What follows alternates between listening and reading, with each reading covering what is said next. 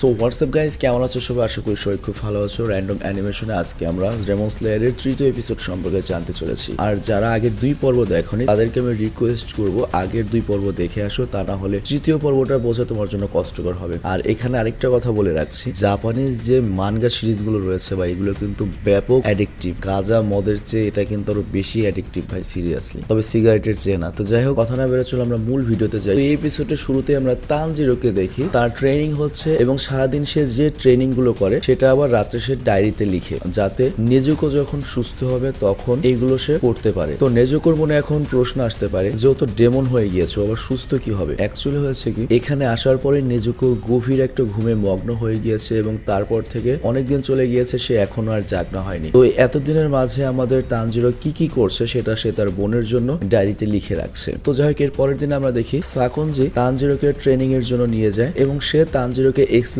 করে যে demon Slayer কেমন একটা জব। তো এটা মূলত কোনো সরকারি জব নয়, মানে পুলিশের মতো কোনো জব নয়, কিন্তু তারা নিজ দায়িত্বে মানুষের ভালোর জন্য নিজে থেকে ডেমন স্লেয়ারে কাজ করে থাকে। কিন্তু এই ডেমন স্লেয়ার কবে থেকে শুরু হয়েছে বা বর্তমানে এই সকল ডেমন স্লেয়ারদের কে লিড দিচ্ছে, কই থেকে অর্ডার আসছে, এটা কেউ জানে না। তো এরপর সাকুনজি আরো বলে ডেমনসরা মানুষ খায় এবং প্রত্যেক ডেমনসেরই ভিন্ন ভিন্ন পাওয়ার থাকে, যেমন তারা ছোট থেকে বড় হতে পারে, এছাড়াও তাদের ভেতর জাদু পাওয়ার থাকতে পারে। আর ডেমনসদের সবচেয়ে বড় পাওয়ারটা হচ্ছে তাদের বডি যদি ডিস্ট্রয় হয়ে যায়, ধ্বংস হয়ে যায়, তারপরেও তারা আবার আগের মতো নিজেকে রিস্টোর করতে পারে, মানে ঠিক করে নিতে পারে। কিন্তু অন্যদিকে ডেমন স্লেয়ারদের কাছে কোনো ধরনের স্পেশাল পাওয়ার নেই এবং তাদের শরীরের যদি কোনো ক্ষতি হয় বা অঙ্গহানি হয়ে যায়, তারা কখনোই সেটা ঠিক করতে পারবে না। তবে তারপরেও নিজের প্রাণ বাজি রেখে শুধুমাত্র মানব জাতির জন্য তারা ডেমনদের সাথে লড়াই করে যায়। আর আমি নিজেও একজন ডেমন স্লেয়ার ট্রেনার, তবে আমার মতো আরো অনেক ট্রেনার রয়েছে যাদের ভিন্ন ভিন্ন কায়দা রয়েছে ট্রেনিং এর। তো এরপর সাকুনজি তানজিরোকে বলে তোমার এখনো ফাইনাল টেস্ট বাকি রয়েছে, যা কিনা মাউন্ট ফুজির চূড়ায় হবে, মানে ফুজি নামে কোনো একটা পাহাড়ের চূড়ায় হবে। তো এর জন্য আমরা দেখি তানজিরো অনেক পরিশ্রম করছে এবং গত পর্বে আমরা দেখেছি যে তানজিরো ওই ফাঁদগুলো কিন্তু অনেক কষ্টে পেরিয়ে এসেছিল, কিন্তু আস্তে আস্তে ট্রেনিং করতে করতে ওই ফাঁদগুলো পেরোনো তার কাছে এখন কোনো ব্যাপারই নয়। আর এই সাকুনজির কাছে ট্রেনিং নিতে নিতে আমাদের তানজিরোর কিন্তু ঘ্রাণ শক্তিও বৃদ্ধি পাচ্ছে, কিন্তু সে যত শক্তিশালী হচ্ছিল ওই ফাঁদগুলোও কিন্তু আস্তে আস্তে তেমন ভয়ঙ্কর হয়ে উঠছিল। এবং এখানে এমন এমন ফাঁদ ছিল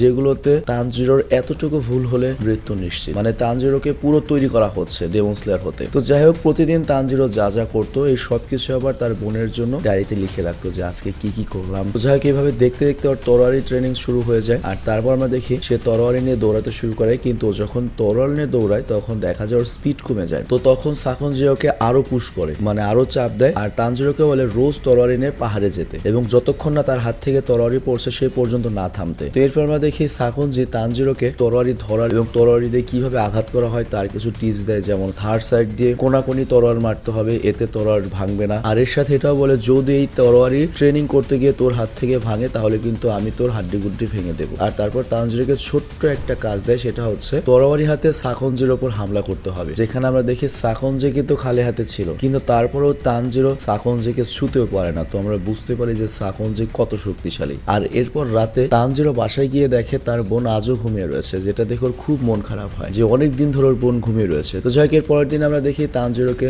সাকুনজি ব্রিডিং টেকনিক শেখাচ্ছে। তো যাই হোক, এরপর সাকুনজি তানজিরোকে বলে বড় শ্বাস নিতে, যাতে তার অক্সিজেন সারা শরীরের সেলে প্রবেশ করতে পারে। কিন্তু তানজিরো নর্মাল শ্বাস নিচ্ছিল, যার ফলে সাকুনজি তানজিরোকে একটা সেই মার দেয়, আর তারপর ঝর্ণার কাছে নিয়ে গিয়ে পানির সাথে একত্রিত হওয়ার জন্য নিচে ফেলে দেয়। তো এভাবেই ট্রেনিং এর 6 মাস কেটে যায়। আর এখন তানজিরো কিন্তু ফাঁদ পেরোনো এবং তরলবাজি খুব ভালো মতোই শিখে গিয়েছে, কিন্তু এখনো নেজুকো ঘুম থেকে ওঠেনি। আর তার চিকিৎসার জন্য রেগুলার ডক্টররা আসে, কিন্তু তাতেও কোনো লাভ হয়নি। আর তানজিরো তখন ভাবতে থাকে আমার বোন কি তাহলে আর কখনোই ঘুম থেকে উঠবে না? তো এইভাবেই দেখতে দেখতে তানজিরো ট্রেনিং এর 1 বছর কেটে যায়। আর তখন সাকুনজি তাকে বলে তোমাকে শেখানোর মতো আর কিছুই নেই, এখন থেকে তোমাকে যা করার নিজেরই করতে হবে, মানে টেকনিক যা শেখার শিখিয়ে দিয়েছে, এখন তানজিরোকে নিজে থেকে ট্রেনিং করে আরো পোক্ত করতে হবে, নিজেকে আরো শক্তিশালী করতে হবে। তো যাই হোক, এরপর সাকুনজি তানজিরোকে জঙ্গলের মধ্যে থাকা একটা বড় পাথরের কাছে নিয়ে যায় আর পাথরটি দেখিয়ে বলে তুমি যদি এক আঘাতেই পাথরটিকে 2 টুকরা করতে পারো তবে তুমি ফাইনাল টেস্টে যেতে পারবে। আর তারপর দেখা যায় তানজিরো অনেক শক্তি খাটিয়ে তরল দিয়ে পাথরটিকে আঘাত দেয়, কিন্তু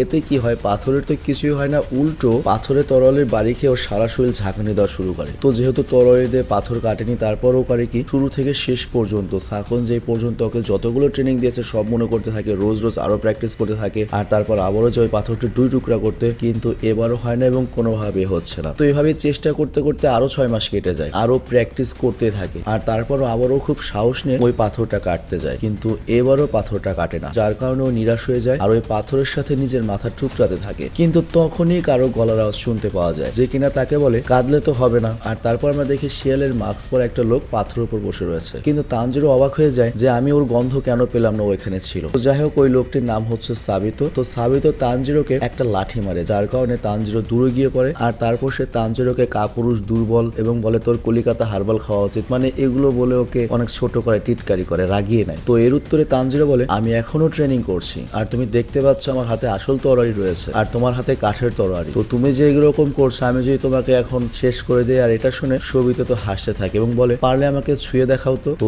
এরপর আমরা দেখি সাবিতো আর তানজিরোর মধ্যে তরবারি লড়াই শুরু হয়ে যায়। তো প্রথমে মনে হচ্ছিল দুজন মোটামুটি সমপর্যায়ের, কিন্তু একটু পরে আমরা পার্থক্য বুঝতে পারি। আমরা দেখি সাবিতো অনেক বেশি শক্তিশালী এবং তানজিরোর ওর সাথে লড়াই করা অনেক কষ্টসাধ্য হয়ে যাচ্ছিল। তো এরপর সাবিতো তানজিরোকে একটা ধাক্কা মেরে ফেলেই দেয়। আর তখন সাবিতো তাকে বলে তুমি তো বুঝতে পেরেছো তুমি এখনো কিছুই নাও, বিশেষ করে ব্রিডিং টেকনিকে যেটা তোমাকে সাখনজে শিখিয়েছিল সেটা তো তুমি অ্যাপ্লাই করতে পারো না। আর তখন তানজিরো ভাবতে থাকে সাখনজেকে আবার কিভাবে চেনে। আর সাবিতো তখন বলে তুমি জাস্ট ট্রেনিং মনে রেখেছো, কিন্তু তোমার শরীর জানে না কখন তোমার কি করা উচিত। তুমি 1 বছর 6 মাস ট্রেনিং করেছো, কিন্তু তোমার ভেতরে এর কোনো প্রভাব পেলাম না। তানজিরো বলে আমি চেষ্টা করেছি, কিন্তু আমি জানি না আমি কেন পারছি না। তখন সাবিতো বলে তোমাকে পারতেই হবে, এখান থেকে তুমি পিছুপা হতে পারবে না, তুমি দেখাও তুমি কি করতে পারো। মানে এবার তানজিরোকে সাহস দিচ্ছে। তো এরপর তানজিরো যখন জোর খাটিয়ে সাবিতোকে আবার মারতে যাচ্ছিল, আমরা দেখি উল্টো আগেই সাবিতোকে মেরে বসে আর তানজিরো আবারও মাটিতে পড়ে পুরো বেহুশি হয়ে যায়। আর তারপর ওখানে একটা মেয়ে আসে, দেখে ছোট বাচ্চা মনে হচ্ছে, কিন্তু এটা বাচ্চা না, মানে আমাদের তানজিরোর নায়িকা হওয়ার যোগ্য আর কি। তো সাবিতো তাকে বলে এখন থেকে তোমার দায়িত্ব, আর এটা বলেই সে ওখান থেকে চলে যায়। তো আস্তে আস্তে রাত হয়ে যায়, তারপরে তানজিরোর জ্ঞান ফিরে আসে আর তখনই সে ওই মেয়েটিকে দেখতে পায় আর তাকে বলে তুমি কি ওই ছেলেটাকে দেখেছো কি অসাধারণ লড়াই করে, আমিও কি ওর মতো একদিন পাওয়ারফুল হতে পারবো। মেয়েটি বলে হ্যাঁ অবশ্যই পারবে, আজ থেকে আমি তোমার উপর খেয়াল রাখবো। আর এটা বলে সে একটা মুচকি হাসি দেয়। আর তারপর দেখা যায় তানজিরো মনে মনে বলতে লাগে আহ মেয়েটি সত্যি কি কিউট। তো যাই হোক, মেয়েটির সাথে কথা বলে তানজিরো জানতে পারে মেয়েটির নাম হচ্ছে মাকোমা আর ওই ছেলেটির নাম হচ্ছে সাবিতো। এবং আস্তে আস্তে মাকোমা তানজিরোর কোথায় কোথায় ভুল হয়েছে তা ধরেই দিতে থাকে, কিন্তু তানজিরো বারবার মাকোমা সম্পর্কে তাকে জিজ্ঞেস করতে থাকে, মানে ওর সম্পর্কে জিজ্ঞেস করতে থাকে, কিন্তু মাকোমা কিছুই পারে না। কিন্তু এখানে আমরা জানতে পারি মাকোমা আর সাবিতো দুই ভাই বোন, তবে তারা আপন ভাই বোন না, অ্যাকচুয়ালি তারা দুজনই অনাথ। আর অনাথ হওয়ার পরে সাখনজি মূলত তাদেরকে নিয়ে এসে মানুষ করেছে। তো মাকোমা বলে দেখো আমি তুমি ছাড়াও এখানে কিন্তু আরো অনেক বাচ্চারা রয়েছে, তারা প্রতিদিন তোমাকে দেখে। আর তখন তানজিরো ভাবতে থাকে আমি তো এতদিন কাউকেই দেখলাম না, আর মাকামো মেয়েটাও কেমন যেন অদ্ভুত। তো যাই হোক, আমাদের তানজিরোর কিন্তু মন ট্রেনিং এ কম,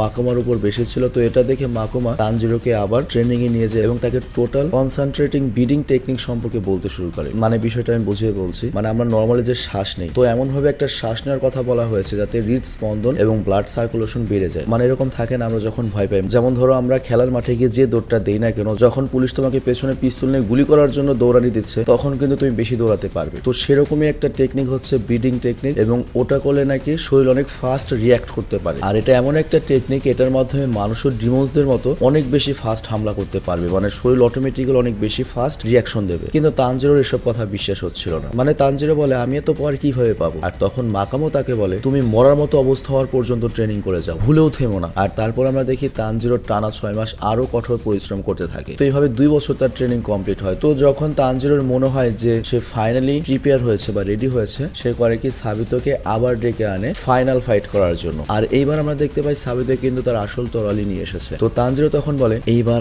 আমি জিতবো, মানে হিউজ কনফিডেন্স তানজিরোর ভেতরে। আর এটা বলেই তাদের ফাইট শুরু হয়। আর এবার প্রথম হামলা কিন্তু তানজিরো করে, যার ফলে সাবিতোর যে মাস্কটা ছিল সেটা 2 ভাগ হয়ে যায়। আর এই প্রথম তানজিরো সাবিতোর ফেস দেখে। আর তখন মাকুমা বলে তুমি ভুলে যেও না তুমি কি করেছো। তো মাকুমার কথা শুনে যখনই তানজিরো মাকুমার দিকে একটু খেয়াল দেয়, তখনই সে ঘুরে দেখতে পায় সাবিতো সেখান থেকে হাওয়া হয়ে গিয়েছে। আর সে সাবিতোর মাস্ক না, বরং ফাইনালি পাথরটিকেই 2 টুকরো করে দিয়েছে। আর এরই সাথে এপিসোড 3 শেষ হয়ে যায়। তো যাই হোক, আমরা বুঝতে পারলাম যে ফাইনালি আমাদের তানজিরো ফাইটে এক্সপার্ট হয়ে গিয়েছে, মানে ডেমন স্লেয়ার হওয়ার যোগ্য। তো যেহেতু আমাদের নায়ক রেডি হয়ে গিয়েছে, মানে ট্রেনিং হয়ে গিয়েছে, তো নেক্সট এপিসোড থেকে হয়তো এই সিরিজের আসল কাহিনীগুলো আমাদের সামনে আসবে, মানে সিরিজটারও জমে ক্ষীর হবে আর কি। আর তোমাদের প্রতি একটা অনুরোধ থাকবে, যারা আমার এখানে ফার্স্ট ডেমন স্লেয়ার দেখা শুরু করেছো তারা এখানেই দেখো, অন্য কোথাও গিয়ে দেখো না, তাহলে হবে কি তুমি এরপর এখানে দেখার মজাটা পাবে না। আর সিরিজ যদি তুমি একদিনে পুরোটা দেখো তাহলে কিন্তু সিরিজের মজাটা থাকলো না। সিরিজের মজাই হচ্ছে আজকে আমি এই পর্যন্ত দেখলাম, কালকে কি আসে সেটা আবার আমি দেখবো। মানে র্যান্ডম ভিডিও চ্যানেলে যে ভিডিওগুলো যায় তুমি একবারে পুরো সিনেমাটা সম্পর্কে জানতে পারছো, সেটার মজা আর সিরিজের মজা কিন্তু এক নয়। মানে আমরা আগে যে টিভিতে দেখতাম প্রতি শুক্রবার একটা নাটক হতো বা সোমবার একটা নাটক হতো, তার জন্য যে একটু অপেক্ষা, এটাই কিন্তু সিরিজের আসল মজা। তো যাই হোক, ভালো থেকে সুস্থ থেকে টেক আল্লাহ হাফেজ। আর গাইজ, ভিডিওটা শেষ করার পূর্বে তোমাদের জন্য একটা সুখবর রয়েছে, সেটা হচ্ছে সামার এবং ভ্যালেন্টাইন উপলক্ষে আমাদের স্টোরে নতুন কিছু কালেকশন এসেছে। তো তোমরা যদি আমাদের স্টোরের ফেসবুক পেজ ভিজিট করো তাহলে সেখানে কিন্তু হাই কোয়ালিটির নতুন মডেল অনেক টি শার্ট, পলো টি শার্ট, শুজ এবং স্নিকার্স পাবে, এবং সবগুলো খুবই হাই কোয়ালিটির, যার জন্য 2-3 বছরের কোনো প্রবলেম হওয়ার কথা নয়। আর প্রোডাক্টগুলো হাতে নিলেই বুঝতে পারবে যে ওগুলো কেমন প্রিমিয়াম কোয়ালিটির। আর এছাড়াও মেয়েদের জন্য শীঘ্রই নতুন কিছু প্রোডাক্ট আসছে, যেগুলো হবে পুরোপুরি কাস্টম ডিজাইনের, মানে অন্য কোথাও পাওয়া যাবে না আর কি, এবং নিশ্চিত করা যেতে পারে ওগুলো তোমাদের ভালো লাগবে। তো পেজের লিঙ্ক আমি দিয়ে দিয়েছি ডিসক্রিপশনে, এখনই পেজটা গিয়ে চেক করে আসো, হতে পারে কোন একটা প্রোডাক্ট তোমার পছন্দ হতে পারে।